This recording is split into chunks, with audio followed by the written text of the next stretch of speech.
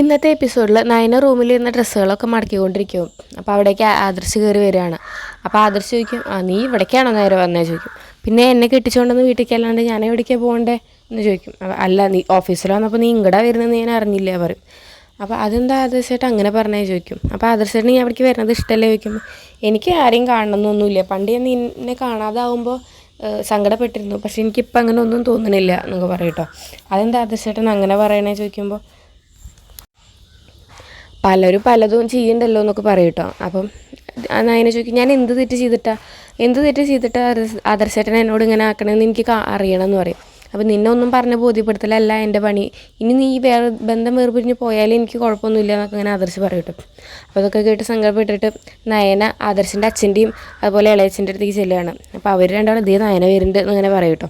എന്നിട്ട് എന്താ ഇളയച്ച ആദർശമായിട്ട് ഇപ്പോൾ എന്നോട് ശരിയായിട്ടല്ല ബിഹേവ് ചെയ്യണത്, എന്തൊക്കെയോ പ്രശ്നങ്ങളുണ്ട് പറയുമ്പോൾ, അത് ഞങ്ങൾക്കും തോന്നിയിരുന്നു, മോളിനി ബന്ധം പിരിഞ്ഞ് പോയാലും അവനൊരു കുഴപ്പമില്ല എന്നുള്ള രീതിയിലൊക്കെ അവൻ സംസാരിക്കണമെന്നൊക്കെ പറയട്ടോ. അവനാകെ പറഞ്ഞ് എന്തെങ്കിലും ഇതാക്കാൻ പറ്റുന്നത് ദേവയാനിയേട്ടത്തിക്ക്. ഇനി ദേവയാനിയേട്ടത്തി എന്തെങ്കിലും പറഞ്ഞാൽ അവനെ മാറ്റിയെടുത്തിട്ടുണ്ടോ എന്ന് അറിയില്ല പറഞ്ഞപ്പോൾ, അമ്മ അങ്ങനെ ഒരിക്കലും ചെയ്യില്ല എന്ന് പറയട്ടോ. അത് ഇനി മോൾക്ക് ഇത്ര ധൈര്യത്തിൽ പറയാൻ പറ്റിയ ദേവയാനി അങ്ങനെ ചെയ്യില്ല എന്ന്, ദേവയാനിക്കല്ലേ മോളോട് ഇവിടെ ദേഷ്യമുള്ളത് എന്നൊക്കെ പറയട്ടോ. അപ്പം നയനൊന്നും മിണ്ടാണ്ട് കയറി പോകും. അപ്പോൾ ഇവർ രണ്ടാളിരുന്ന് അങ്ങനെ ചിരിക്കും കേട്ടോ.